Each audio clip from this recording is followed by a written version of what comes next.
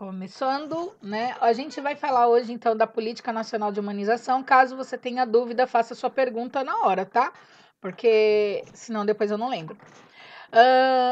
A Política Nacional de Humanização, gente, é uma política que está aí associada, né, ao SUS. Então, como que a gente chama isso? Humaniza SUS, né? Também conhecida como Política Nacional de Humanização. Ela foi criada em 2003, ó, apenas 3 anos depois, né, da implantação real do SUS, e é uma proposta de inclusão de trabalhadores e usuários e gestores na produção e gestão do cuidado e nos processos de cuidado, né, e nos processos de trabalho também. A comunicação entre os três atores provoca inquietação e perturbação, né? Por quê? Porque quando eu tenho inquietação, significa que eu tenho uma proposta de mudança, né? Quando a gente pensa em humanização, vem na nossa cabeça, né, tratar uma pessoa melhor o possível, né, fazer por onde, mas a gente tem limitações. Muitas vezes a gente usa aquela ideologia de falar assim, eu gostaria de tratar, né, de ser tratada como eu trato as pessoas. Então, cuidado, né, com as suas ações. Muitas vezes o que é bom para mim não é bom para outra pessoa, tá? Ou outra pessoa não quer. Então, eu vou te deixar uma coisa bem clara. Às vezes, né, você quer dar o melhor de si e a pessoa ela é extremamente rude com você. Por quê? Porque ela quer que você seja mais objetivo e assim por diante. Por isso que eu falo, dentro do programa Humaniza SUS, né, o conceito tratar como eu gostaria de ser tratado, ele não se encaixa totalmente, tá? Humanizar, gente, são propostas. Então, assim, eu trato e eu acolho da melhor forma possível, tá? Tá certo que às vezes o acolhimento, né, ele não ocorre da forma que ele deveria ocorrer dentro do Sistema Único de Saúde. Lembrando que a humanização, ela não é uma política apenas do SUS, ela também é inclusiva em hospitais privados, em instituições privadas, onde a humanização ela tem que funcionar, tá? Então, vamos falar um pouquinho aqui. A humanização, né, das práticas de atenção e gestão no SUS, né? O que é pressuposto, né? Um serviço desumano. Então, o que acontecia? As pessoas, elas não tinham classificação de risco, né? Então, quando você chegava no hospital, você era atendido por ordem de chegada até a implantação do SUS, como que fala? Do da humanização no SUS. Eu acho que todo mundo aqui já viu uma foto, né, na internet, que é um meme. Eu não, se você não viu, um dia você vai ver. Dos serviços de saúde na Bahia, né? Que eles colocam o chinelo por ordem de chegada. Eu não sei se vocês já viram e a pessoa fica sentada, né? Então, assim, isso seria um serviço desumano. Por quê? Porque eu atendo por ordem de chegada, né? E não atendo por prioridade. Isso é muito ruim, porque uma pessoa, às vezes, não pode esperar. E essa pessoa que não pode esperar, ela corre risco iminente de vida, tá? Então, ó, um serviço desumano, né, que era pressuposto, né, e a prática do cuidado deve efetivar, né, pelo encontro em sujeito, escutando e atuando um com os outros, certo? Acolhendo intenções, expectativas, privilegiando a construção coletiva de uma experiência comum e solidária. Então, dentro da humanização do SUS, eu tenho que ter contato com o usuário, né? Eu tenho que ser referência desse usuário, né? Eu tenho que ter uma ação solidária com ele. É um negócio chamado de empatia, gente, tá? Não se esqueça, empatia, ela é um conceito muito amplo, né? Empatia não é só se solidarizar, né? É se colocar às vezes no lugar do outro, tá bom? O que isso fez, né? Se eu tinha um serviço desumano, eu tinha que criar um serviço humano. E como que eu fazia? E por onde que eu opero isso? Por meio do Ministério da Saúde e da implantação de, né, desenvolvimento de portarias. Então, eu implanto, né, o programa de humanização no pré-natal e nascimento, né, no âmbito do SUS em 2000.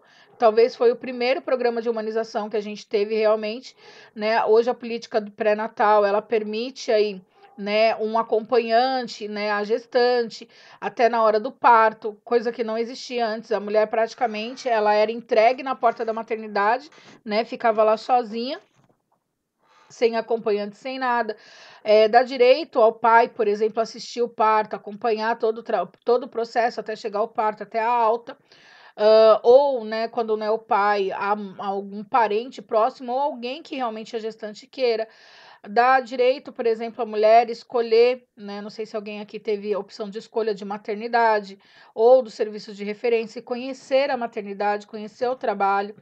Então, isso fez, né, um programa mais humanizado, fora as consultas, né, o mínimo de 6 exames, né, de pré-natais, que antes eram negligenciados e hoje eles são obrigatórios, tá? O Programa Nacional de Humanização da Assistência Hospitalar, que é o PN, né, HAH, que foi implantado em 2001, né? Esse programa ele é operacionado em todo o território nacional, não importa, né, a distância, eu tenho que ter um mínimo de humanização nos serviços, tá? E isso veio com a 11ª e a 12ª Conferência Nacional de Saúde. Lembra que a 8ª Conferência de Saúde, ela desenhou o SUS, tá? Na 11ª e na 12ª Conferência, eu tive aí a implantação do programa, né, de pré-natal, humanização no pré-natal, e o Programa Nacional de Humanização de Assistência, de assistência hospitalar, tá? Qual foi a justificativa para isso? Por um serviço mais humano, por um serviço onde o usuário não fosse visto como mais um, e sim como, né, um colaborador também, tá? Vamos lá. Por que uma política nacional de humanização, né? Por que um humaniza SUS? Esse daqui é o símbolo utilizado, gente, para campanha, né? Por que humanizar no SUS, né? Então, ó, a política nacional, né, de humanização, como política e não como programa, ela atravessa diferentes ações e instâncias gestoras no SUS e implica em diversas coisas. Então, a gente vai ler e eu vou explicar, tá?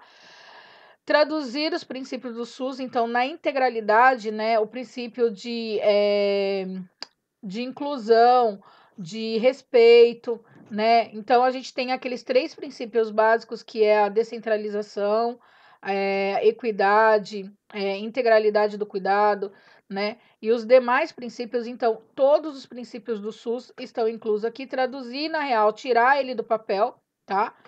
Orientar as práticas de atenção e de gestão do SUS, porque o que acontece?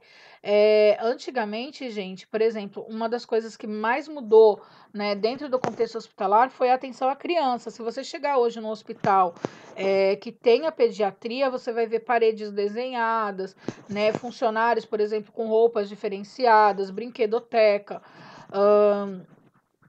coisas que você não via há anos atrás. Por exemplo, na sua infância não tinha isso, né? Você não tinha uma brinquedoteca. Na verdade, na minha infância, a técnica de enfermagem correu atrás de mim, né?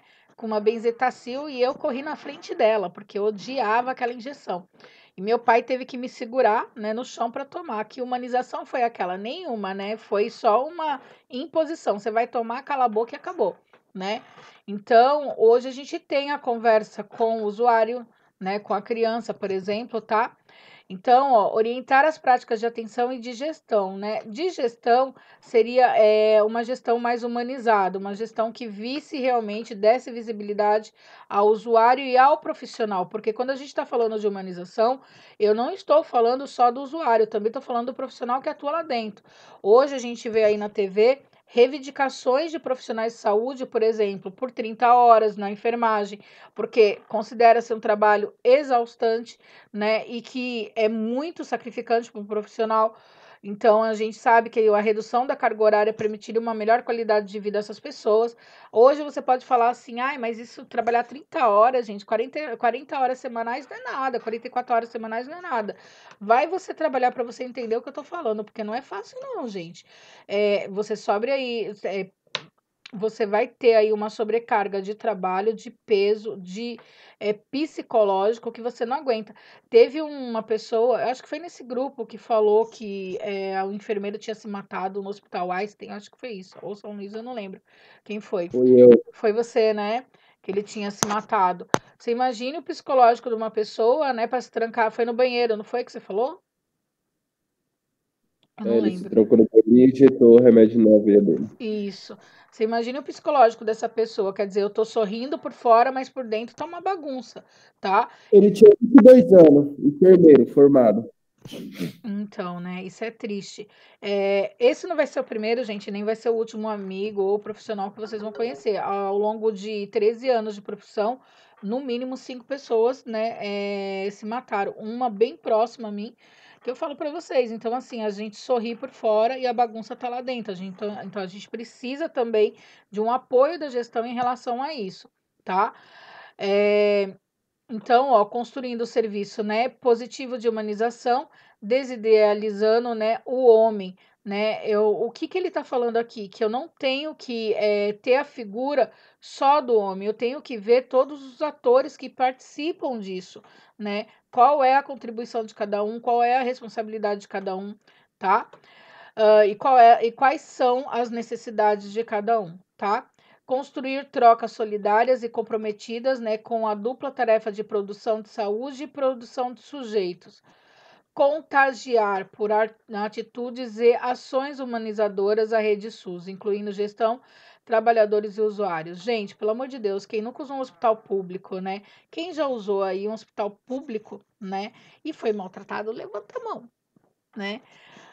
Todo mundo já foi maltratado em um hospital público, né? É muito difícil você ter todas as suas necessidades, né, realizadas ali, ou melhor, supridas, né, ali naquele contexto. Mas quem também já foi maltratado, né, e, né, negligenciado em um hospital privado? Levanta a mão, né? Você também tem esse tipo de atitude negativa em instituições privadas, onde é cobrado. Hoje, talvez vocês pensem assim, não vale a pena. A ouvidoria do SUS, ela leva muito em consideração a reclamação que você faz de um serviço, principalmente de um profissional. Então, o que que acaba acontecendo? Se você vai, né, a gente já tinha aquelas caixinhas de sugestões, é uma coisa que faz parte também da política nacional de humanização, não é só uma questão de gestão, tá? Quando você vai no serviço, e tem aquela caixinha lá, né, deixa aqui a sua sugestão e você não deixa, para eles o serviço está ok, né? Mas o que que foi que te incomodou naquele serviço? Foi o tempo de espera? Foi o atendimento médico? Foi o atendimento de enfermagem? Foi o serviço de diagnóstico, né? Foi, sei lá, as instalações? Você tem que comentar, porque a partir daquele momento que você comenta e tem muitas reclamações em cima daquilo, a gestão ela pensa em mudar. No SUS isso também existe, só que é por meio da ouvidoria, né? A ouvidoria, ela faz, né, uma pré-análise das reclamações e dependendo do número de reclamações que tem de um serviço, ela vai intervir, né? Ela vai direto na raiz, ela vai direto na gestão e fala, ó, assim não dá para ficar mais, né? Se for de um profissional, ele vai atrás de denúncias. Um dos maiores exemplos desse tipo de denúncia foi daquela usuária, eu não lembro qual foi o hospital e qual foi a cidade, em que ela disse que ela estava internada, né? Ela contou, na verdade, para o marido que ela estava internada e que ela foi molestada sexualmente. Até então, o marido ele fez uma reclamação, né, ao hospital que não deu ouvido, ele levou, né, à última instância, ele levou à ouvidoria e à justiça. E o profissional que foi ali, que estava ali, né, ele foi exonerado do cargo dele. Então a gente sabe que isso funciona, mas funciona como a partir do momento que eu dou ouvido ao usuário, né? Como também reclamações profissionais, por exemplo.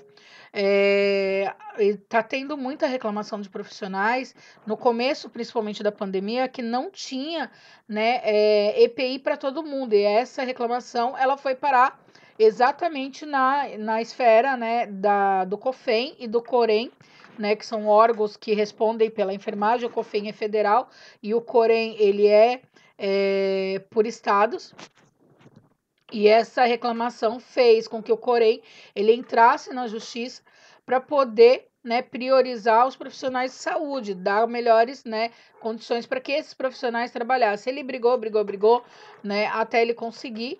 Na verdade, naquela época não tinha como, infelizmente a gente dependia, né, da China. Infelizmente, a gente sabe que hoje a gente depende da China para tudo. Por isso que eu falo, né? A gente está vivendo uma guerra biológica e a gente ainda não se deu conta. Vai que a China colocou realmente esse vírus, né? Só uma ideia, tá, gente? Não é uma afirmação. porque ela foi a que mais se beneficiou, né? Então, assim, a gente não tinha realmente o mundo civil paralisado e dependente da China para matéria-primas. Então, naquele primeiro momento, o Corém ele lutou realmente para que os profissionais tivessem melhor coisa. E ele luta até hoje pelas 30 horas, tá? Quando o governador Dória, né, pediu para que os profissionais de enfermagem, né, fossem voluntários no serviço da Covid, muita gente lembrou da negação dele em relação, né, a dar as 30 horas de trabalho, de carga de trabalho semanais para o profissional de enfermagem. Então, assim, ele queria filantropia, mas ele não queria abrir o bolso. Então, assim, não dá, né? A gente chega no nosso limite, tá? Então, tanto os usuários quanto os trabalhadores, eles são ouvidos dentro da política nacional de humanização. A política, então, ela se estrutura a partir de princípios, métodos, diretrizes e dispositivos. A gente vai ver eles agora, ok?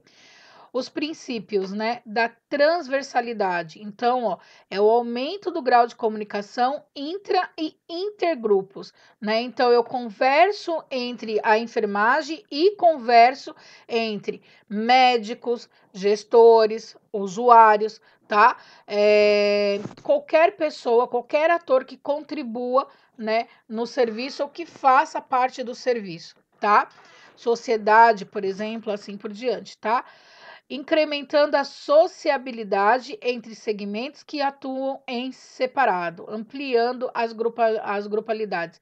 Nem todos, por exemplo, vamos deixar isso claro, né?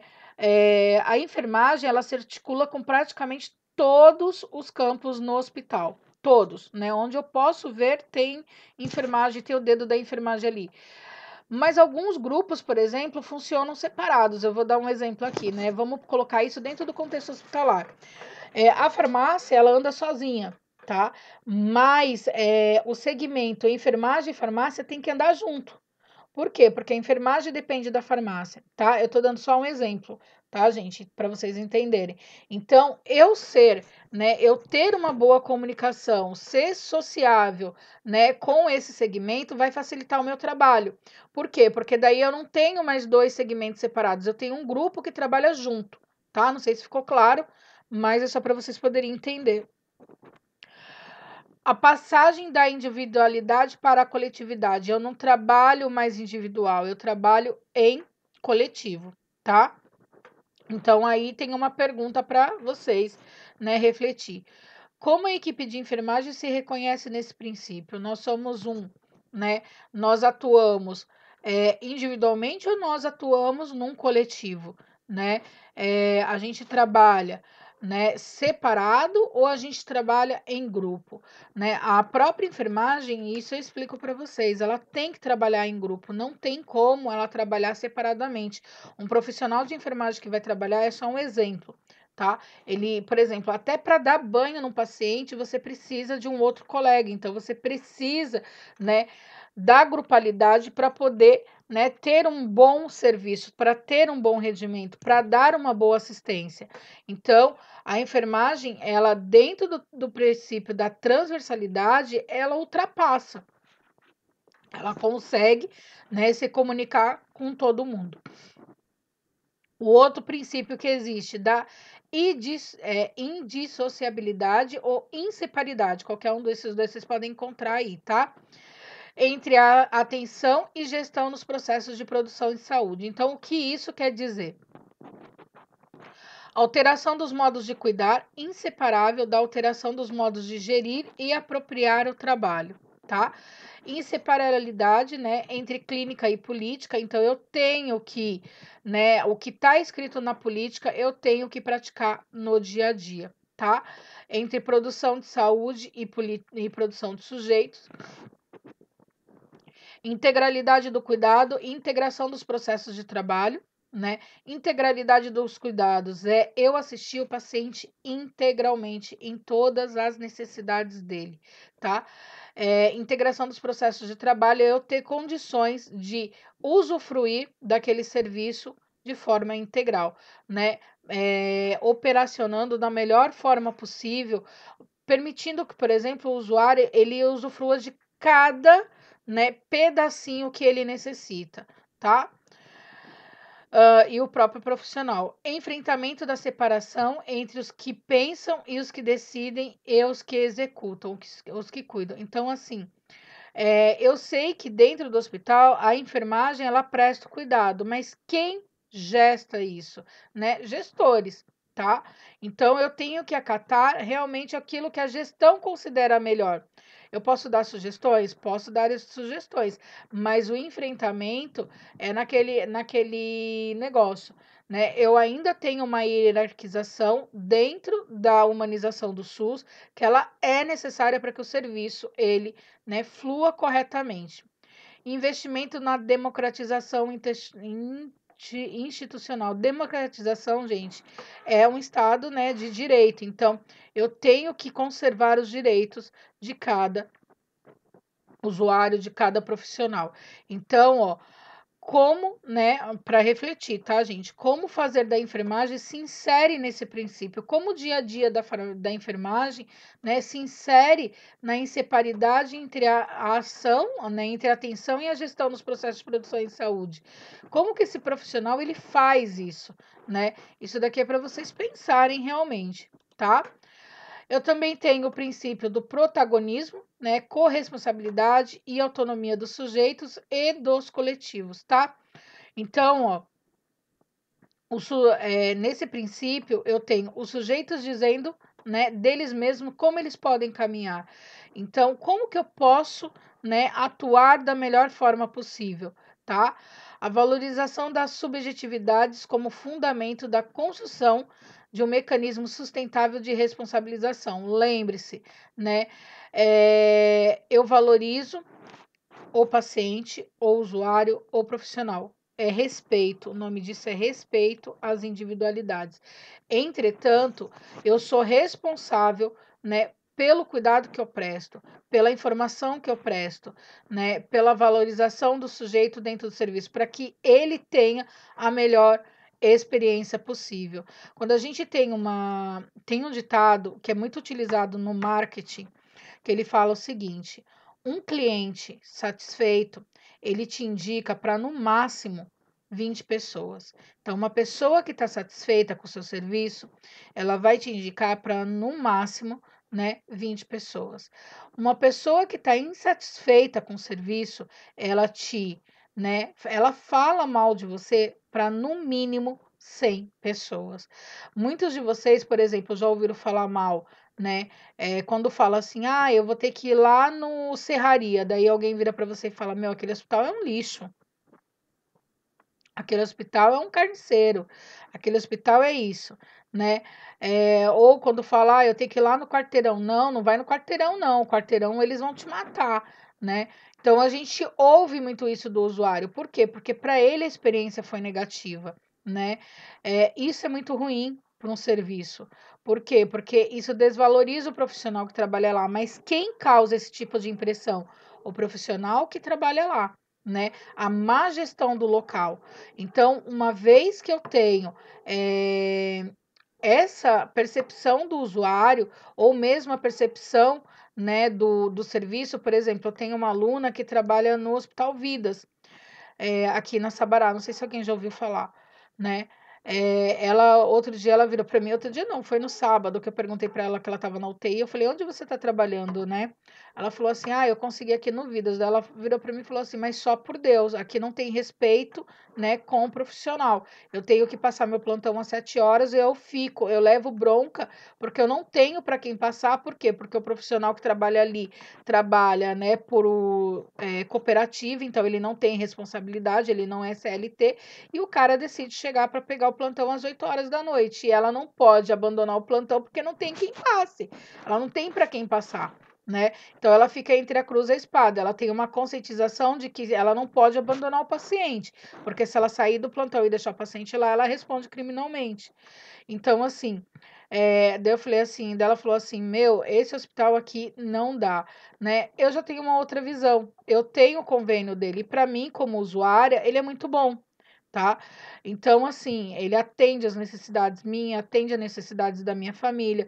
Lá eu tenho uma classificação de risco, eu sou atendida rapidamente e é um serviço, assim, de bairro. É um serviço de saúde, uma rede de saúde de bairro. Então, é o que eu falo. Quando a gente começa, né, a entender o conceito entre o que é bom para o usuário, o que, né, prejudica a assistência, a gente começa a ter aí a nossa visão ampliada do que seria humanização, tá? Então, a valorização das subjetividades o que é subjetivo, gente? É aquilo que passa às vezes imperceptível, mas que é inerente, né, ao bem-estar da pessoa, tá?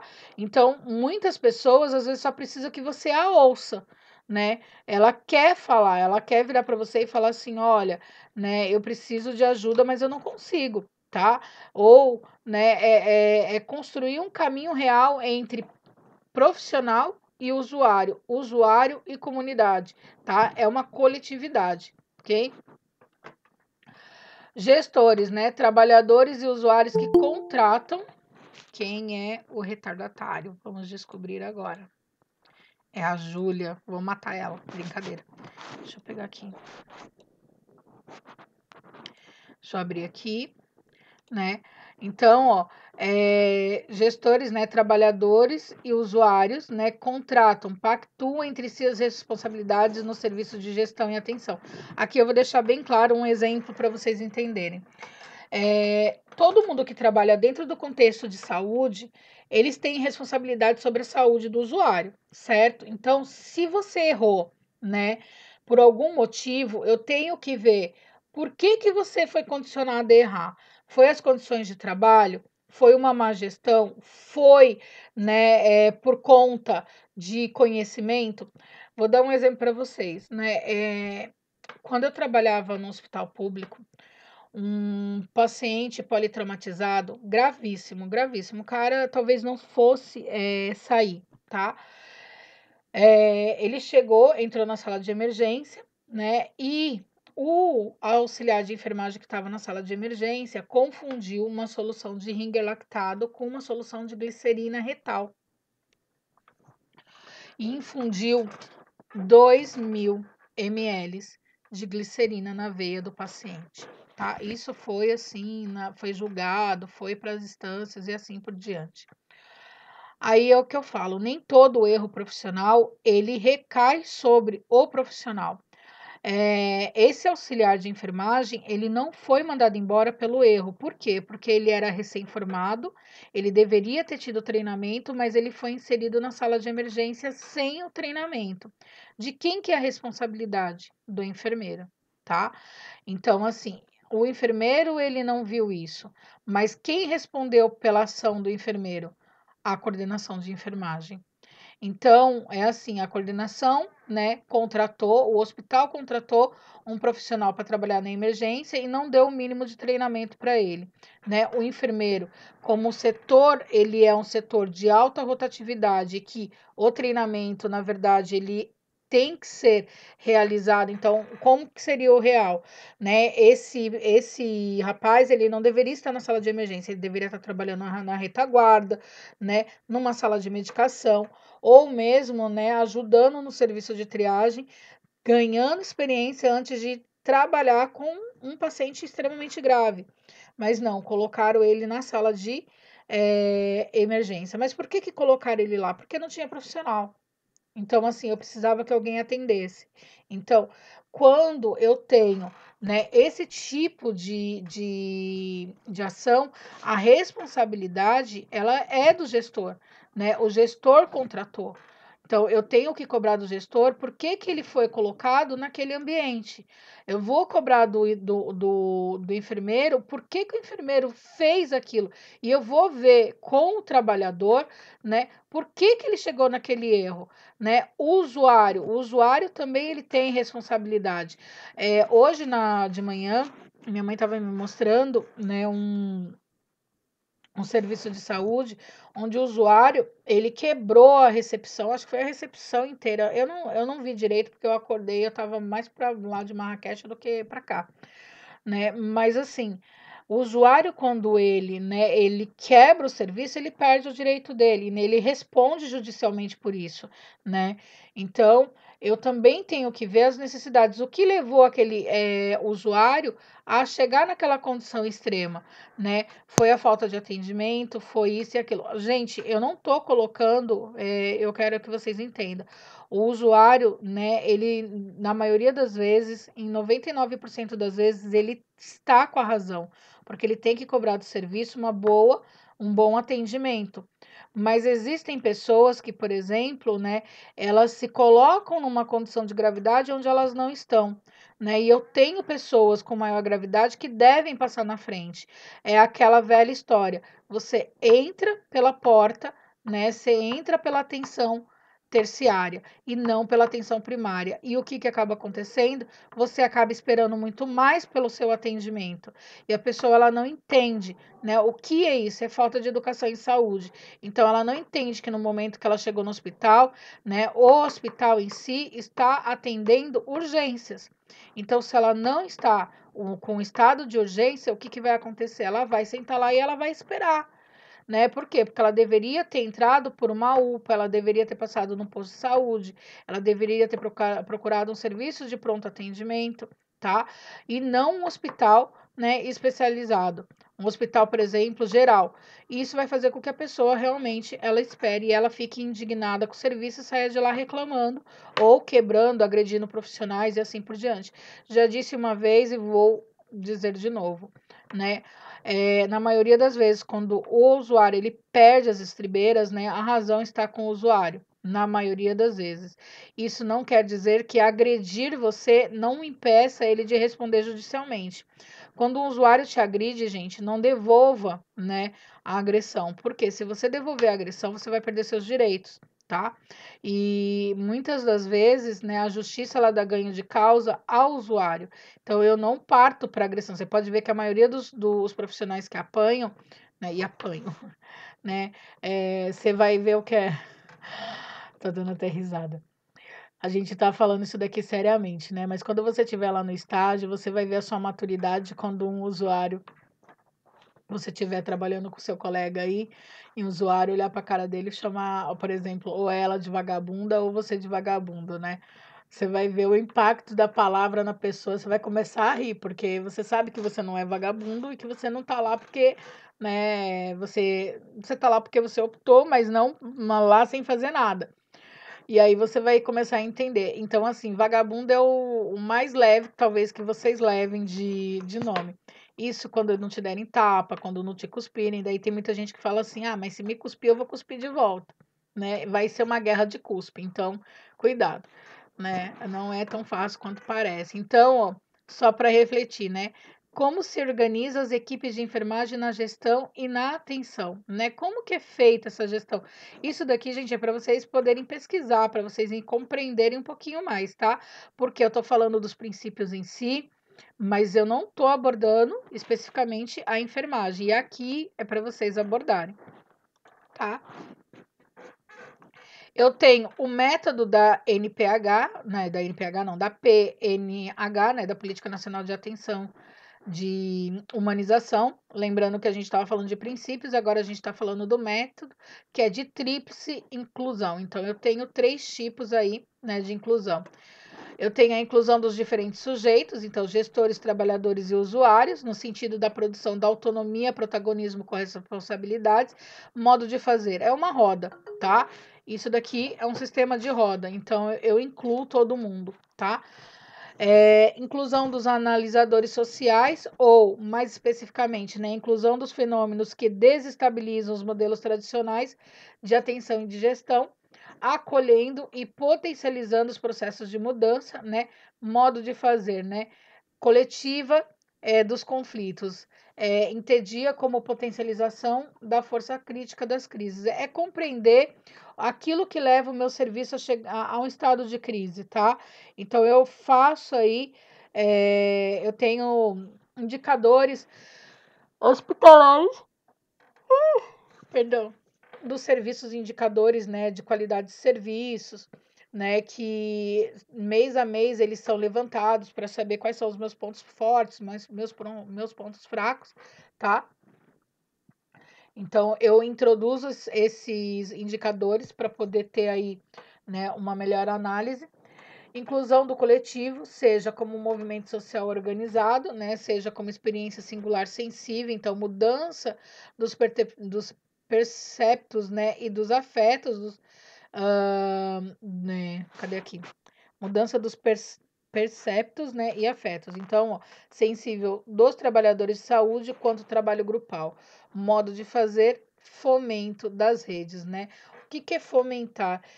Na verdade, seria analisar, né, como as redes elas se agregam, tá?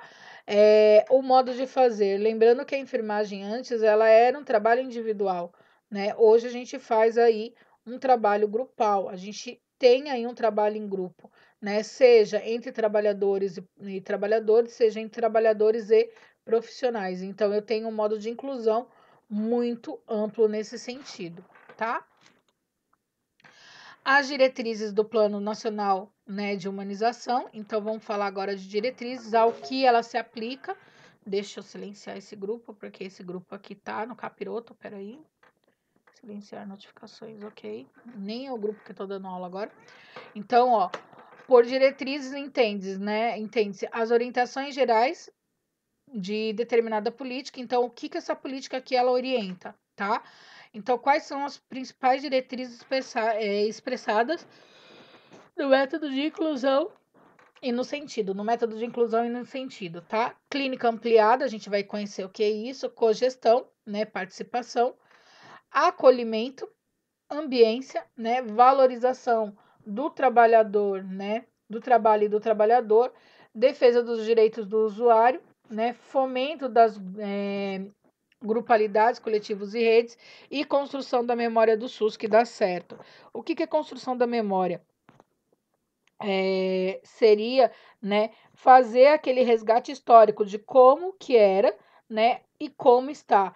Gente, a gente tem aí, né, um histórico de ausência de saúde total e ganho de direito. Então, assim, se alguma coisa, né, se alguma coisa pôde ser construída, foi construída em relação à positividade, né? A gente tem um serviço hoje gratuito e inclusivo, graças a Deus, porque senão, na atualidade, metade da população brasileira já teria morrido, porque os serviços privados, eles não incluem todo mundo, tá? Então, fomento das grupalidades, né, coletivo e rede, seria um aquecimento mesmo, um aquecimento, né, dos grupos que são incluídos aí na Política Nacional de Humanização. Então, lembra, a gente tem grupo de gestante, a gente tem grupos de idosos, a gente tem grupos de criança, a gente tem grupos, né, sei lá, tem tantas coisas. Um exemplo maior de respeito, né, de respeito ao usuário, hoje se dá no direito, por exemplo, da própria homossexualidade ou transexualidade, né? Onde o usuário que é trans ou que é homossexual, e ele tem o direito de ser chamado pelo nome que ele, não pelo nome de batismo, mas pelo nome que ele adotou. Então, muitas vezes, eu lembro de um caso em que o usuário, ele chamava... Ai, eles têm um nome tão doido. Não, ai, como que era o nome? Eu lembro do nome dele que era Pedro, mas ele era chamado de Hillary. Hillary, tava tentando lembrar. E aí eu tava na sala de medicação, né? E eu gritava lá na sala, na recepção, eu falava assim, Hillary, né? E a pessoa não vinha. Hillary, a pessoa não via. Veio todo mundo, mas não veio ele. Aí, quando todo mundo levantou, né? Depois de todo mundo levantar, ele veio, daí ele chegou perto de mim e ele falou assim: desculpa, bem baixinho. Ele falou: Eu sou a Hillary. Por que que ele fez isso? Talvez por vergonha de ser discriminado, ou coisa desse tipo. Eu falei: Não tem problema, né? Pode sentar aí que a gente vai fazer a sua medicação. Então, ele tem esse direito, né? A gente sabe que isso acontece. Então, eu tenho aí o aquecimento, né, das grupalidades e coletivas e de redes também, tá? construção da memória do SUS, eu já falei. Defesa dos direitos do usuário. Lembra, todo mundo tem direito à equidade, à integralidade, né? Esqueci o terceiro direito. Peraí que agora eu vou colocar, porque é impossível a gente esquecer o terceiro direito, né? Equidade, integralidade e universalidade. Perdão, tá, gente? Aqui é muita informação e eu, às vezes, não consigo gravar tudo, né? Do usuário, ele tem direito a tudo, um acesso universal, né? Ele tem direito à equidade, a ser assistido de acordo com as suas necessidades e de integralidade, né? Que seria ser assistido como um todo, tá? Valorização do trabalho e do trabalhador, a gente está tendo isso, né, em relação a diretrizes. O trabalho valorizado, conhecimento científico, né, investimento na educação continuada do trabalhador, a valorização do trabalho ela ainda não é feita, né, infelizmente a nível salarial, né, mas a gente tem um reconhecimento aí dos profissionais de saúde em relação ao bom trabalho que eles estão fazendo. A valorização do trabalho, ela também vem, gente, né, e do trabalhador vem na questão de saúde, né, observar como o ambiente de trabalho, ele pode ser prejudicial ao trabalhador, adoecer o trabalhador por meio de doenças laborais já conhecidas, por exemplo, é muito comum profissionais de enfermagem ter o desenvolvimento da síndrome de burnout. A síndrome de burnout, ela é uma síndrome desassociativa. O que que acaba acontecendo? A pessoa ela não tem empatia com nada. Então, o cara tá sofrendo, ela olha a pessoa sofrendo e fala: "Ah, não posso fazer nada", né? O cara morreu, fala: "Ah, é uma fatalidade". Eu não tenho empatia, eu não mexe comigo. Isso é uma síndrome. No dia que você tiver assim, né, é melhor você procurar tratamento, tá? No dia que nada, né, fizer mais sentido, você não encontra felicidade, então você vive estressado, vive deprimido, né? Isso é um princípio de síndrome de burnout. Ela é muito comum em profissionais que lidam com grande público, professores, né? Eu ainda não tenho, mas é capaz de vocês conseguirem fazer eu ficar com isso, né? Então, assim, policiais, profissionais de enfermagem, né, profissionais de serviços públicos que tenham que lidar, o da Caixa Econômica Federal, então, deve estar no topo da síndrome de burnout agora com esse pagamento do auxílio emergencial. Imagina o tanto que aquele povo está trabalhando. Então, assim, não é fácil você lidar com isso, tá? Você não entender o que está acontecendo, então você não tem empatia pelo outro, né? Se colocar no lugar do outro é muito difícil, tá? Eu vou abordar esses daqui, né? Clínica ampliada, cogestão e acolhimento e ambiência separadamente. Então, ó, o que deve ser evitado, né? É dentro aqui, né, da arquitetura do Plano Nacional de Humanização. O acolhimento, né? O acolhimento, gente, por exemplo, quando eu estou me referindo a acolhimento, por exemplo, só o acolhimento realizado na porta. Então, na hora que o usuário entra, tá? Deve ser evitado. Local, horário e responsável definido, né? Ocupação de pessoal não qualificado. Então, se eu coloco uma pessoa que não tem o mínimo de conhecimento sobre a Política Nacional de Humanização, que não teve treinamento de acolhimento, essa pessoa não vai praticar o acolhimento, tá? Então, eu tenho que evitar. Classificação de risco, né?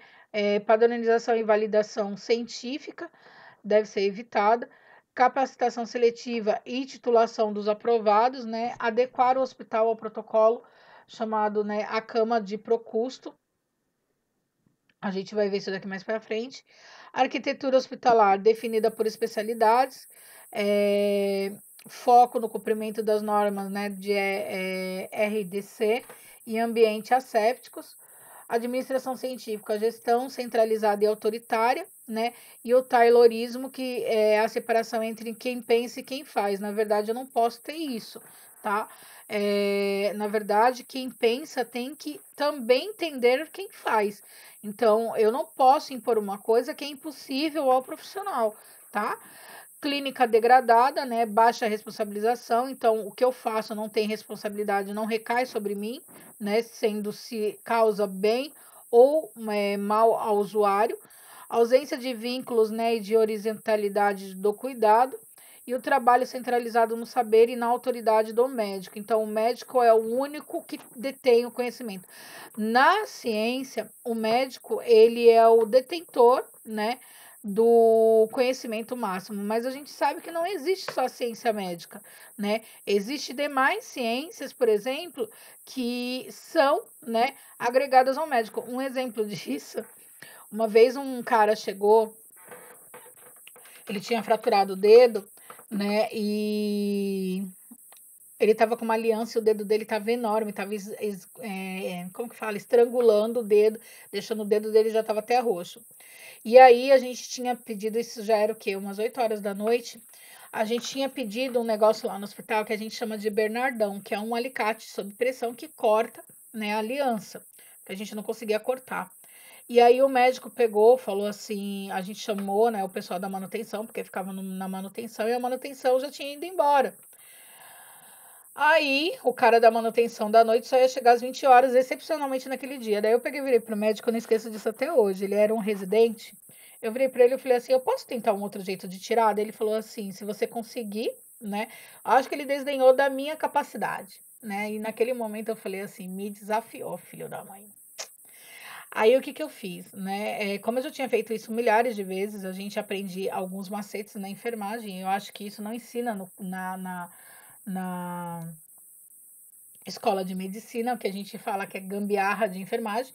Você pegava, né, passava vaselina no dedo, passava uma linha, né, forte no entre o anel, né, o espaço que tinha entre o anel e a pele, e ia rodando até sair a aliança. E não é que a aliança saiu. E aquele médico olhou para minha cara e falou: disso eu não sabia. Eu falei: então, né? Deu quase vontade de falar para ele: engole essa, filha da mãe, mas eu não pude, né? Infelizmente. Então, assim, muitas vezes o autoritarismo médico, tem médico que grita com você, né? Uma vez um médico gritou comigo. Eu falei na hora que ele gritou comigo, eu gritei com ele. Eu falei: você não grita comigo, né? Eu falei assim: você não tem esse direito. Acho que o cara não esperou a resposta, né? Então, a partir daquele dia, ele ganhou o meu respeito, né? Porque depois a gente se tornou um dos melhores amigos. Mas é o que eu falo, nem sempre, né, vai ser assim. Tem médico que é extremamente grosso, gente. Vocês vão trabalhar com vários tipos de médico. Tem médico que, por exemplo, ele tá lá para te ajudar, e tem outros que falam: é problema teu, se vira, tá? Isso vocês vão ver muito, né? Médico às vezes se acha Deus e não é, tá bom? Mas quem coloca ele no pedestal são vocês, né? É o usuário. Vocês vão ver muitos usuários, né, que voltam agradecendo o médico que não tava nem aí.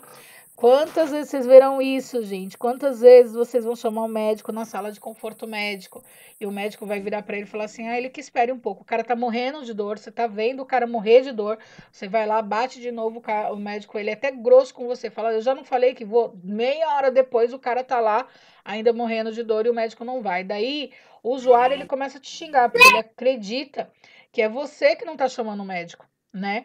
E você já chamou 1 milhão de vezes.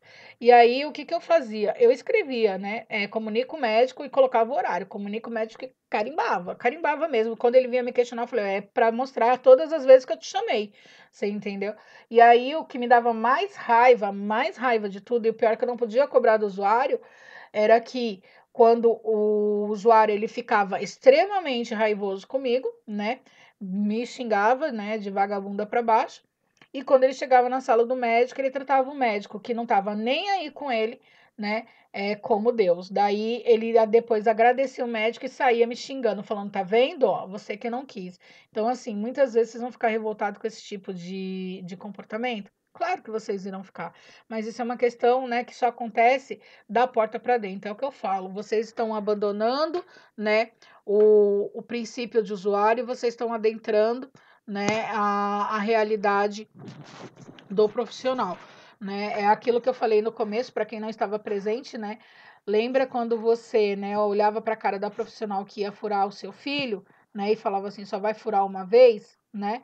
A pressão que você colocava em cima da coitada, hoje, né, você vai aquela coitada. Então, assim, cuidado, né? Como você subjuga uma pessoa, um profissional de enfermagem, porque a gente trabalha muito, né? Vocês vão trabalhar muito, vocês vão ver que tem dia que vocês não conseguem nem tomar o seu café, você não consegue tomar uma água para ir no banheiro, é até difícil. E é uma coisa que talvez vocês não saibam, a recorrência de infecção urinária em profissional de enfermagem é extrema, porque a gente praticamente não bebe água e quando tem que ir no banheiro não consegue, tá?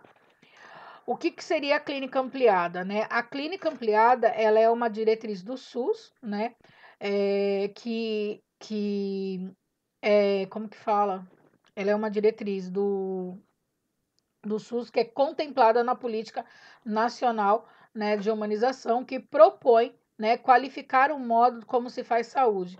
Então, ampliar a clínica é aumentar a autonomia do usuário, do serviço de saúde, da família e da comunidade. Então, muitas vezes a gente olha a clínica ampliada, pensa assim, né? Ah, é o médico atuando em diversas coisas. Não é isso, tá? Ai, que coisa, eu não bloqueei esse grupo. Vamos bloquear esse grupo também, peraí. Silenciar. Então, não silenciei. Silenciar, ok. Nossa, eu silenciei um ano aqui. Tem que tirar depois. Então, ó, o foco da clínica ampliada é a promoção, né, a prevenção, recuperação, reabilitação em saúde, envolvendo ações terapêuticas individuais e coletivas. O objetivo desse modelo é a promoção da qualidade de vida e autonomia do fortalecimento do sujeito enquanto protagonista da sua própria vida. Então, enquanto eu tenho autonomia, né, eu tenho que ter, na verdade, não é enquanto eu tenho autonomia, é, eu tenho direito, né, de escolher o que é bom para mim, tá? Vamos colocar dessa forma. Então, na clínica ampliada, o paciente, a família ou a comunidade têm direito ao diálogo, à interação, à visão de totalidade, conscientização do problema, colaboração, prevenção. Então, assim, eu tenho diversos tipos de direito, tá? A clínica ampliada, ela vê um monte de coisa. Lembra que eu falei para vocês, eu acho que eu comentei isso algum tempo atrás, que eu falei para vocês o seguinte, a partir do momento que o usuário, ele entra dentro do serviço de saúde, que ele se coloca, né, que ele assina um termo lá, dizendo que ele concorda, porque quando você assina a ficha de saúde, gente, você está concordando, né, embora não esteja escrito lá, com os procedimentos médicos que vão ser realizados, mas o médico, ele tem que, ou o enfermeiro, né, ou qualquer outro profissional, ele tem que te comunicar daquilo que será feito, quais são os próximos passos, né, e você tem o direito à recusa, olha, eu não quero fazer, né, eu não quero isso, quais são as alternativas? Muita gente não sabe disso. Então, até para aplicar uma injeção em você, você precisa autorizar, tá? Foi o que eu falei, você tem que autorizar. Muitas vezes, quando o usuário ele entra dentro do serviço de saúde, ele perde a própria autonomia, ele perde até o nome, ele passa a ser tratado como paciente 2, 3, 4, né? Ou paciente do quarto 206, leito 1, né? Ele perde o nome. Muitas das vezes esse paciente ele é mantido deitado numa cama, então ele depende de você para comer, ele depende de você para tomar banho, ele depende de você para levantar, né, para ir no banheiro fazer xixi, coisa que eles faria na casa dele, que ele faria na casa dele normalmente, certo? Sem a ajuda. Então, parece que ele perde um pouco dessa autonomia dele. E outra coisa que é importante é que assim, ele não tem ninguém para conversar, né? Se for, meu Deus, deixa eu ver aqui. Se for, né, um paciente de UTI, é pior ainda, porque ele não tem direito a acompanhante. Se for um paciente abaixo dos 40 anos, né, que não seja menor de idade, ele também não tem direito ao acompanhante, a não ser que ele tenha necessidades especiais, ou que seja, por exemplo, uma gestante, que só tem direito ao acompanhamento durante o parto. Então, assim, a gente sabe que a pessoa ela fica lá sozinha, ela fica fragilizada, né? E você fragilizada é muito ruim, porque às vezes você pergunta para um profissional, gente, quantas vezes eu já saí de um plantão onde o paciente tinha me pedido um copo de água, um plantão louco, né? Onde o paciente ele tinha me pedido um copo de água e eu não consegui chegar nesse paciente, eu passei o plantão sem dar água para ele. E aí eu virava para o paciente, eu chegava na minha casa e falava, puta merda, eu não dei água para o paciente, isso me pesava na consciência. Então, assim, a gente tem que lembrar nesse sentido de o que é humanização, né? É aquela velha história. Não é você tratar como você gostaria de tratar, mas é tratar com respeito. Olha, agora não dá, posso trazer daqui a pouquinho, né? Mas eu vou trazer e lembrar, né? Não fazer como eu, ir embora esquecer e só lembrar em casa, tá? Não que eu quisesse, mas às vezes, gente, é o que eu falo. Por que que eu tenho que ter uma boa gestão? Porque eu trabalhava num lugar onde o Corém, ele dizia para mim o seguinte: você só pode ficar com 7, no máximo, né, 8 pacientes. E eu ficava, às vezes, com 14, 16. Eu cheguei ao máximo de ficar com 21 crianças. Então, assim, sobre minha responsabilidade. Isso te induz ao erro, porque você está sendo sobrecarregado, tá? E você não pode falar, olha, né? Você tem medo de falar, olha, não vou ficar. Por quê? Porque não tem quem assuma. E você acaba assumindo, porque senão aquela pessoa vai ficar sem o cuidado. Mas e se você errar? Né? Então, assim, a gente também tem que ter esse tipo de consciência. Você assumiu sabendo que você não ia dar conta. Então, eu lembro de muitas coisas desse tipo, por isso que às vezes eu falo, né? Ainda bem que eu me apaixonei pela biomedicina e não pela enfermagem, porque eu acho que eu seria uma péssima enfermeira. Mas eu digo para vocês o seguinte, né? É, é um trabalho onde a gente tem que ter respeito a quem está ali, seja, né, ao tratar com colega, e vocês vão entrar numa profissão, e isso eu vou falar. Sejam humanos com seus próprios colegas, né? A enfermagem, ela é uma das classes mais desunidas, né, de saúde que existe, tá? É, vou até sair daqui para poder conversar com vocês um pouquinho. A enfermagem, ela é uma das classes de profissionais mais desunidas que existe. Eu nunca vi uma classe onde tanto profissional ele tenta puxar o tapete do outro sem ganhar nada com isso, sem ganhar nada.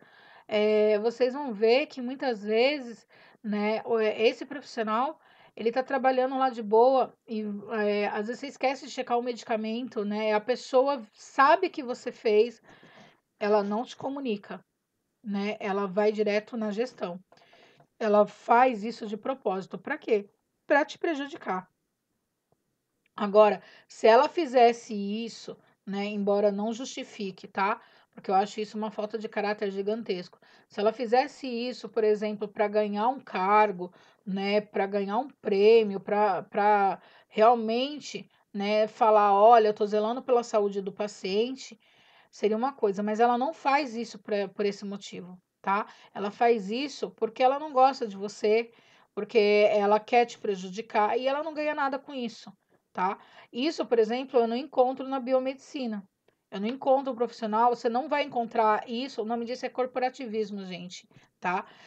Você não vai encontrar isso dentro por exemplo, da classe médica, da classe de fisioterapeutas, você não encontra, mas na enfermagem é inacreditável. Então, assim, eu falo para vocês e vocês vão acreditar em mim no último dia de aula. Você só vai saber quem é o seu colega de trabalho, ou seu colega mesmo de profissão, quando você estiver concorrendo com uma vaga com ele. Né? Então, por exemplo, muita gente, por exemplo, ela sabe que tem uma vaga no hospital e ela não passa, né, com medo de que você seja um concorrente. A partir do momento que você tem, né, o medo que uma pessoa seja seu concorrente, você é uma pessoa extremamente egoísta, tá? Por quê? Porque na verdade ali você não está fazendo por concorrência, você está entrando por mérito. A vaga é tua por mérito. Por quê? Porque você tem maior conhecimento, né? Você se esforçou mais. Aí a pessoa, às vezes, ou mesmo dentro do hospital, ela não te ensina, porque ela acha que se ela te ensinar o trabalho, ela vai ser demitida e você vai ficar no lugar dela. Então, isso acontece muito, gente, não só na enfermagem, tá? Em outras áreas também da não saúde, isso acaba acontecendo. A pessoa ela acaba não te ajudando, né? Não te orientando com medo de perder o serviço, como se você fosse maior que ela. Isso não existe, não existe essa competitividade, sabe? Isso daí é falta de caráter, é falta de profissionalismo, é falta de um monte de coisa. E vocês vão ver muito isso na área da enfermagem. Por isso que eu falo, quanto mais você estuda, mais seletivo você vai ficando. Aqui vocês são um grupo grande, vocês têm aí 22 pessoas. Não sei se vai continuar até o final do curso, essas 22 pessoas.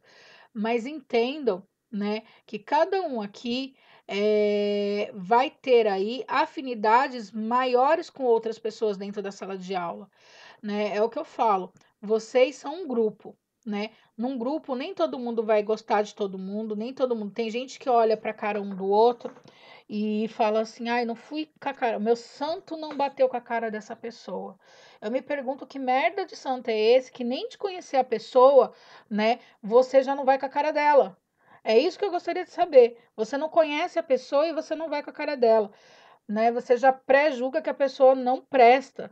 Isso é horrível, horrível. Lembre-se de uma coisa, eu vou deixar isso daqui bem claro. Você não é obrigado a gostar de ninguém, mas você é obrigado a respeitar a individualidade dos outros, tá? Isso é um princípio para você trabalhar em grupo. É, que nem na enfermagem. Quando você for inserido num grupo de enfermagem, você vai ser inserido num grupo que já está em andamento. Você tem que se adaptar ao grupo, não o grupo se adaptar a você. E muitas vezes, muitas pessoas encontram dificuldade nessa adaptação. Por quê? Porque não sabe trabalhar em grupo, não sabe respeitar a individualidade dos outros. E aí acaba não se adaptando, falando: ah, essa profissão não é para mim. Não é para você essa profissão e nenhuma outra que você tem que trabalhar em coletividade. Então, comecem a prestar atenção nesse conceito, porque muitos de vocês ainda vão apanhar muito, muito.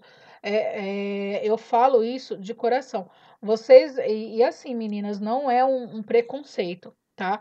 Mas os homens, né, eles são mais unidos do que as mulheres. Então, assim, um cara olha pra cara do outro e fala: e aí, meu, tudo bem, né? Aí sentam juntos, você vai ver, essa porcaria acaba acontecendo na sala de aula, né? Senta junto, conversa.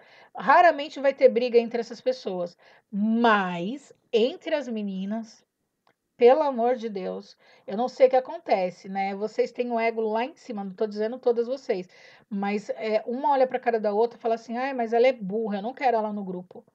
Oi?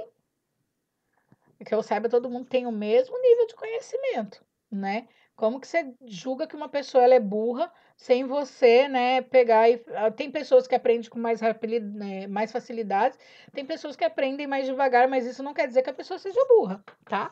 Então, muitas das vezes vocês vão ver isso. E vou falar uma coisa, cuidado, né, com quem fala mal de você, né? Quem fala mal do outro para você, né? Porque se ele fala mal do outro para você, ele fala mal de você para outra pessoa. Isso é um princípio de vida, tá? Então, assim, escutou, pensa 3 vezes antes de falar. Vai contribuir com o quê? Né? É o que eu falo, é uma questão de aprender a trabalhar em grupo. Aquilo que a pessoa te passou vai, se você repassar para frente, vai te beneficiar em alguma coisa, ou você vai prejudicar aquela pessoa quando chegar. Você imagine, gente, como é ruim você descobrir que uma pessoa está falando mal de você pelas costas, sem você ter feito o quê? Nada, certo? Então, assim, cuidado quando você for falar de alguém, né? Pense 1000 vezes quando você for falar de alguém, porque esses julgamentos, assim, sociais, eles matam uma pessoa, de verdade. Ele arranja intriga, você acaba não falando com uma pessoa, e lembre-se, vocês vão para o estágio em grupo, né? Se você não se der bem com esse grupo, infelizmente no estágio, você pode, por exemplo, a Érica pode cair com a Jéssica. A Érica, só de olhar para a cara da Jéssica, não gosta da Jéssica, né? Então ela fala assim: não gosto dessa menina. Aí chega lá no estágio, a Érica acaba descobrindo que a Jéssica, ela é um amor de pessoa, né? E Tá que vendo, né, nunca Erika? foi. Ó. Não é, né, Érica? Você já sabe que a Jéssica é uma peste, né? Olha, Aí o que que acaba, o que coisa. que acaba acontecendo? Chega lá no estágio e você fala assim: meu, essa menina é totalmente diferente daquilo que eu pensava. Enquanto aquela sua amiga do curso inteiro folga em cima de você. Porque isso acontece, viu, gente? No estágio você vai descobrir aqui alguém que é enfermeiro já, né? Ele nem auxiliar, nem técnico, ele já tá no top enfermeiro, ele quer mandar em você, né? E aí você fica revoltado. Cuidado, cuidado, vocês vão ver isso. A gente vai conversar quando vocês forem para o estágio daqui a mais ou menos um ano, né? Se eu ainda estiver viva, não morrer de Covid, né? A gente vai conversar e aí vocês vão falar: professora de Deus, lembro daquela sua aula que você falou lá da pessoa. Pelo amor de Deus, essa pessoa, ela olha sem comentários, né? Ah, ela é de matar. Eu não quero mais fazer estágio com ela, não, né? Isso vai acontecer, ó, a rodo. Vamos finalizar aqui, né, que já está terminando. Ó, então a clínica ampliada, né, ela tem aí um objetivo de promoção de qualidade de vida, autonomia, fortalecimento do sujeito enquanto protagonista da sua vida, né? Então, ele tem que ter, né, prevenção, diálogo, interação, visão de totalidade. Então, eu não vejo, por exemplo, a doença, eu vejo o indivíduo, tá? Muitas vezes a gente trata a pessoa como doença, né? Então, não é, eu vejo o indivíduo, ok? Acolhimento. O que que é acolher? Quando você se sente acolhida? Quando você tá no colo? É isso? Não, tá? O acolhimento, gente, ele não é um espaço, um local onde eu faço o acolhimento, tá? Mas ele é uma postura ética. Então, assim, eu não tenho espaço para acolhimento. O acolhimento ele tem que ser feito sempre, né? Desde o momento que o usuário ele entra no serviço até o momento que o usuário ele sai desse serviço e ele integra outras redes de assistência que também tem que ter acolhimento para ele, tá? Então, ó, deste modo é o que diferenciamos de triagem, tá? Triagem é o que é feito a priori lá no serviço, pois ele não se constitui como uma etapa do processo, mas como uma ação que deve ocorrer em todos os locais e momentos de serviços de saúde, tá? O acolhimento ele é um modo de operar o processo de trabalho em saúde de forma a atender todos que procuram os serviços de saúde, ou seja, requer prestar um atendimento com resolubilidade, né, e responsabilização, encaminhando para a continuidade de assistência quando necessário e articulando com esse serviço para garantir a eficácia do encaminhamento. Eu já vou explicar, tá? O conceito de acolhimento se concretiza no cotidiano das práticas de saúde por meio da escuta qualificada, é ouvir o usuário, ouvir o profissional, tá? E da capacidade de pactuação entre a demanda do usuário e a possibilidade de resposta do serviço. Todos os profissionais de saúde fazem acolhimento ou deveria fazer, tá? O que deve ser praticado, então, no acolhimento, né, acolhimento com postura ética de todos os profissionais da instituição, realizado em cada momento de encontro com o profissional, com o usuário e sua família ou acompanhante. Então, assim, eu não acolho, eu não escuto o usuário só na hora que ele entra. Então, tá demorando, eu vou lá, falo, senhor precisa de alguma coisa? Em que posso te ajudar? Né? Vou tentar resolver. Isso é acolhimento, tá? Acolhimento com prática de escuta qualificada e apoio ao paciente. O que posso fazer mais pelo senhor? É assim que a gente tem que começar. O que deve ser excluído na prática, né? Acolhimento como lugar e etapa específica no processo de atendimento das portas de serviços de urgência, né? Acolhimento que é feito apenas na porta, na entrada. Acolhimento que é feito por profissional não capacitado, né? E acolhimento que diz não para o paciente. Isso daqui não é acolhimento, gente, tá? Tudo que, né, 99% das perguntas que o paciente faz é não sei, não pode, não deve, né? Não consigo te ajudar. Então, assim, essa parte não é acolhimento. Então, você tem que entender o seguinte: você não consegue ajudar, mas você pode ver o que pode ser feito, tá? Isso é acolher, ok? Então, é uma prática exclusiva, exclusiva e inclusiva, porque eu faço isso a todo momento, né? Então, assim, um médico, quando ele pergunta para você, eu posso te ajudar mais em alguma coisa? É acolhimento, né? Quando ele te escuta, é acolhimento. O profissional de enfermagem, quando ele chega para você e fala assim: olha, eu vou te fazer uma medicação, né? E ela vai doer um pouco, né? Você tem que ficar aqui um pouquinho. É acolhimento. Eu estou explicando, eu estou orientando o paciente, né?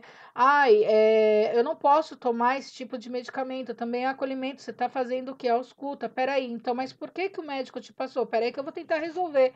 É acolhimento, tá? Acolhimento, ele observa, né, e ele age perante, né, a necessidade do usuário, tá? Ou da família. Às vezes, gente, vocês vão ver acolhimento de uma forma diferenciada. Por exemplo, tem pais que trabalham e não podem faltar realmente no serviço. A gente sabe disso. E o horário de visita, ele está no momento em que o paciente, em que o pai está trabalhando, ou que a mãe está trabalhando, ou que o irmão está trabalhando e assim por diante. Existe lugares onde o acolhimento ele é voltado, por exemplo, a estender o horário de visita em um horário diferenciado, né, para que o paciente ele não tenha interrupção da interação com a família, que ele possa receber, por exemplo, o pai, a mãe, o irmão. Eu tenho uma ampliação desse horário, mesmo que seja em horário reduzido. Então, não vai ser uma visita de 1 hora, vai ser uma visita de 30 minutos, mas que me dá paz. Você entendeu? Que dá paz ao usuário e ao familiar. É permitir, por exemplo, que uma pessoa ela tenha a necessidade, por exemplo, eu lembro de um paciente que queria receber uma visita espiritual. Então, o hospital, mesmo católico, né, sendo uma instituição católica, ele não enxergou, né, a religião dele, né, como que fala? A doutrina dele, mas ele viu, né, o usuário, o que faria bem para o usuário. O usuário, ele recebeu lá 20 pessoas rezando por ele, tá? Então, assim, isso é acolhimento.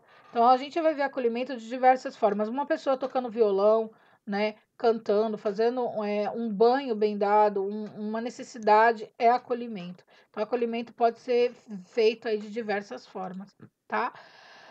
Acolhimento com classificação de risco, isso é o que a gente vê hoje depois da implantação da Política Nacional de Humanização no SUS, tá? Tem como objetivo adequar o tempo, né, a resposta em que o paciente será visto pelo médico ou por outros profissionais através da identificação das prioridades clínicas, facilita a gestão clínica de cada paciente, a gestão do serviço como um todo, né? Uma vez que eu identifico as prioridades, eu sei para onde que eu tenho que desviar recurso, tá? Seja esse material ou, né, profissional. O método consiste em identificar a demanda, identificar o paciente, descrever a situação, avaliar sinais e sintomas e gerar resultados. Então, tudo isso é necessário. A classificação de risco, né? Ela geralmente é feita em cores. Eu não coloquei aqui, mas eu vou procurar aqui rapidamente com vocês, né? Classificação de risco. Opa. Classificação de risco. Como que é feita a classificação de risco, né? Então, geralmente eu tenho... Oh, meu Deus do céu. Achei aqui. Então, ó, deixa eu ver se ele vai abrir aqui. Por quê que ele faz isso comigo? Deixa eu copiar, jogar dentro do slide aqui para vocês poderem ver, tá? Deixa eu colocar aqui, novo slide. Isso.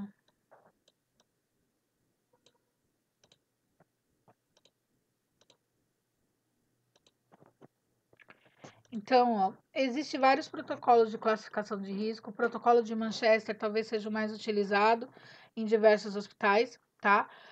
Toda vez que o paciente ele chega no serviço, ele abre a ficha dele, ou às vezes ele nem abre, tá? Ele tá numa situação realmente de risco iminente de morte, tá? Então, o que que acontece?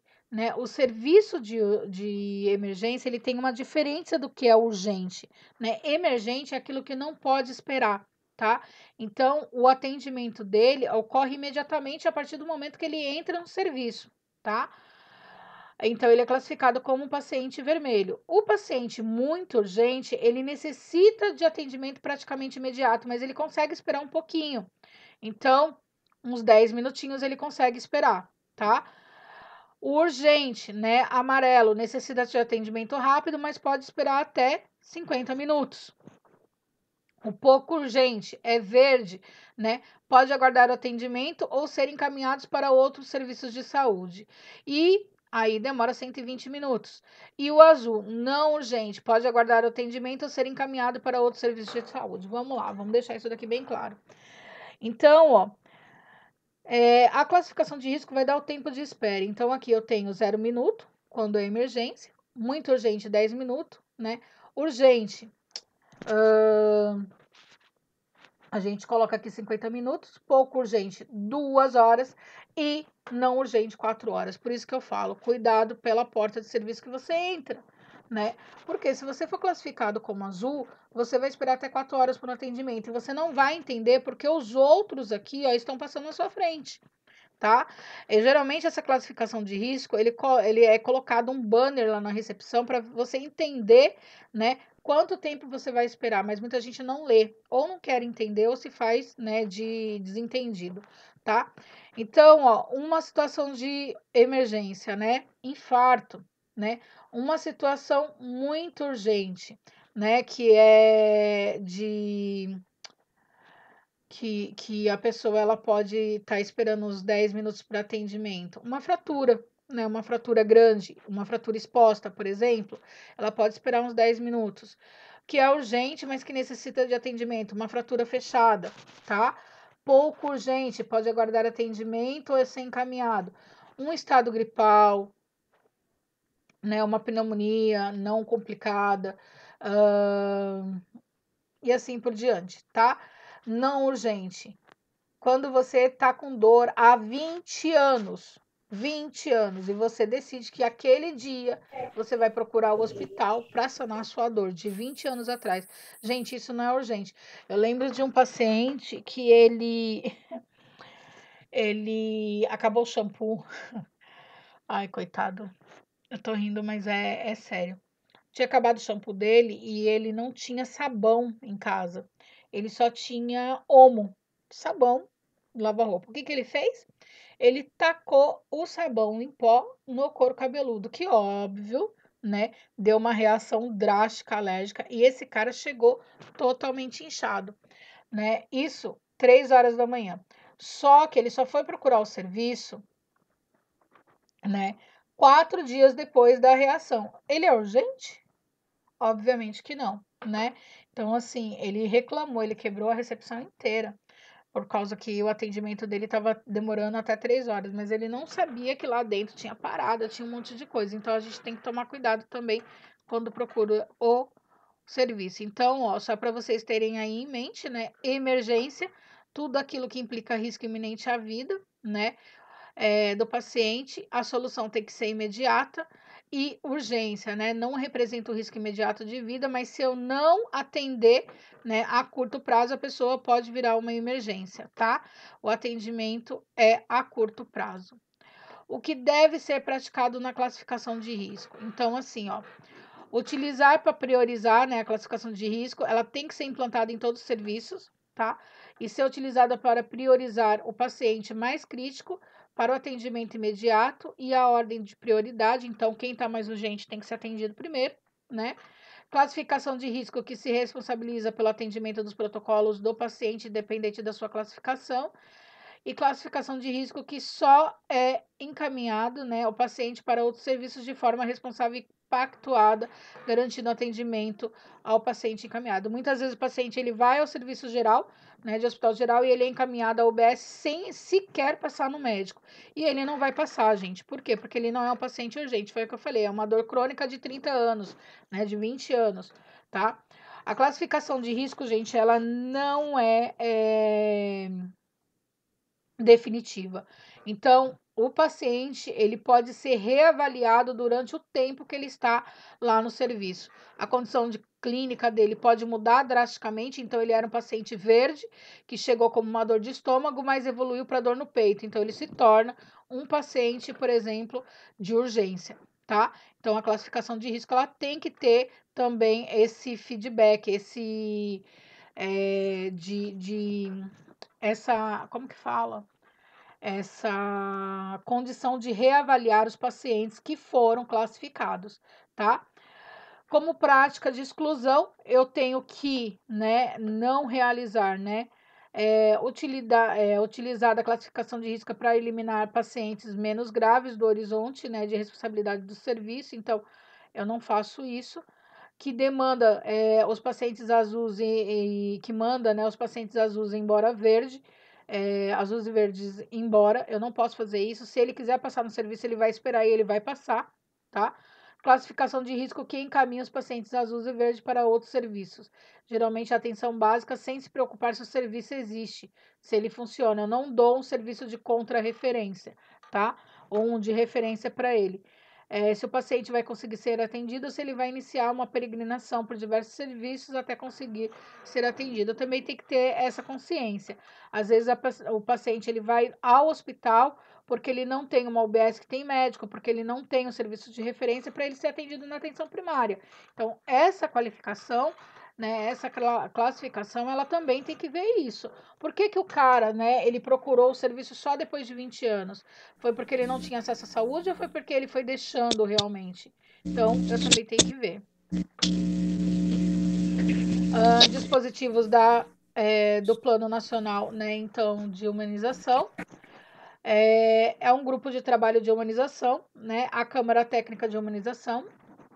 Então, é um trabalho em grupo para fazer a humanização e ele tem uma responsabilidade técnica, tá? O colegiado é gestor, né, o gestor. O contrato de gestão, existe aí um contrato de gestão. O sistema de escuta qualificada para, né, usuário e trabalhadores de saúde, gerência de porta aberta. Aqui tá errado. Deixa eu colocar aqui, peraí. Deixa eu só... Cadê você? Né? Tirar você aqui. Então, ó, coloca aqui, né? Gerência de porta aberta, ouvidorias, grupos focais e pesquisa de satisfação. Isso daqui a gente já viu em todos os hospitais. Visita aberta e direito ao acompanhante. Isso daqui muitos hospitais eles praticam, mas eles impõem aí um grupo, né? Por exemplo, a criança que tem direito a ficar ou com o pai ou com a mãe. Tem muitos hospitais, gente, que, por exemplo, a mãe ela tem que ficar obrigatoriamente à noite com o filho. Eles não deixam o pai ficar, né? Isso também atrapalha muito a vida da mulher, né? Principalmente se ela trabalha, isso é cruel, eu acho até crueldade. Eles não deixam o pai, por exemplo, ficar na enfermaria, obviamente porque pode dar briga, né? A gente sabe como o homem é, né? Programa de formação de saúde do trabalhador e comunidade ampliada de pesquisa, trabalho transdisciplinar de referência e de apoio matricial, né? O que é essa coisa aqui? É quando, por exemplo, o serviço referência, né, ele inclui várias disciplinas, né? Ele inclui vários profissionais, tá? É uma equipe transdisciplinar, então eu tenho a colaboração, né, de vários profissionais, tá? E o apoio matricial da matriz, então projetos cogeridos e de ambiência, né? Acolhimento com classificação de risco, projeto terapêutico singular e projeto de saúde coletiva e memória do SUS, que a gente já comentou. Em relação à ambiência, gente, né? A ambiência, na verdade, ela... Oh, meu Deus do céu, porque o povo tem que falar assim?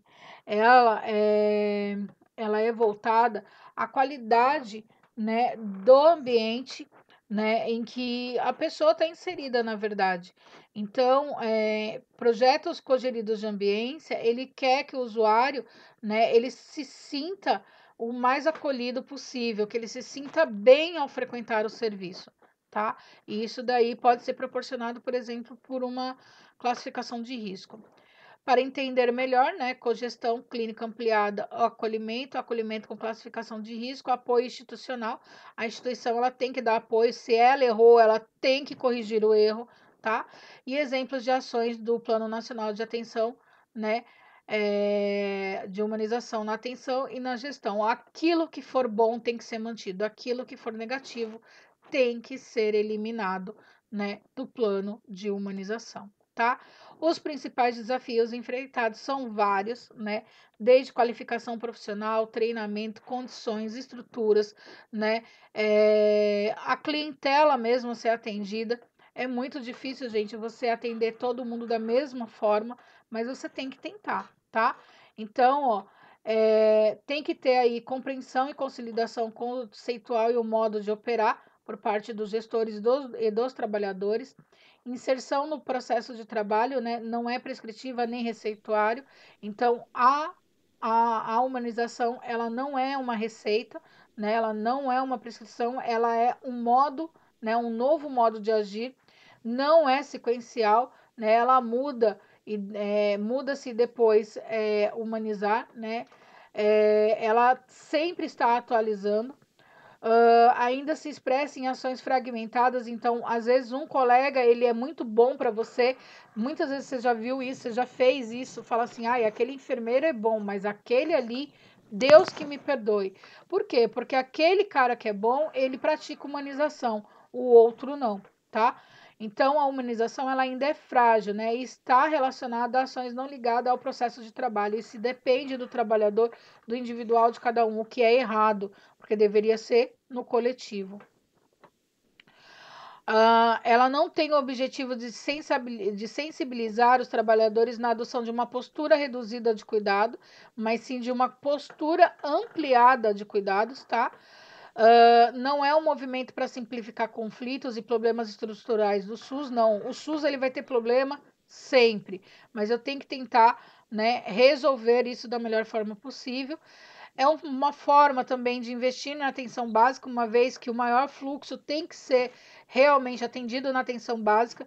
O paciente ele tem que migrar para a atenção básica para ele poder dar entrada da melhor forma possível na rede de atendimento, tá? Ainda é secundária por alguns trabalhadores e gestores, infelizmente, né? Tem muita gente que não considera a humanização, considera números. Não repetir tendência à compartimentalização e isolamento das ações, isso daqui eu já falei, tá? Implementar avaliação e o monitoramento cotidiano, né? A sua efetivação não como proposta geral, mas abstrata. Então, na verdade, a humanização ela tem que ser efetivada de uma forma integral, né, onde todos, desde o segurança, né, até o diretor do hospital ou de um serviço, ele pratique humanização, tá? Constituir-se, né, em vertente orgânica do SUS e dar visibilidade ao SUS, ao que dá certo, né? O que dá certo, gente, tem que ser exaltado, tem que falar assim, olha, isso daqui dá muito certo. Quer ver uma política que dá muito certo em questão de humanização? O Mãe Canguru. Eu não sei se vocês já ouviram falar do projeto Mãe Canguru, né? Que ele é também inserido aqui na gestão do SUS, né? Em relação à humanização.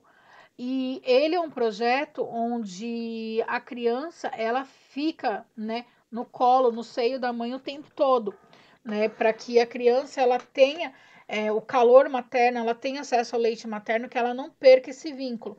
É um projeto que dá muito, muito certo, né? E esse projeto ele é aí praticado em maioria das maternidades. Com quem? Com aquelas crianças que nasceram prematuras extremas, né? E que ficam aí no hospital 6 meses até ganhar peso para poder ir para casa. Se eu deixo essa criança sem o vínculo materno, quando eu devolvo essa criança à mãe, a mãe não sabe nem como cuidar. Ela fala, é meu filho, mas eu não tenho, né, afeto. Isso faz com que a criança ganhe peso, regule a sensação de dor. Então, isso é humanização, tá?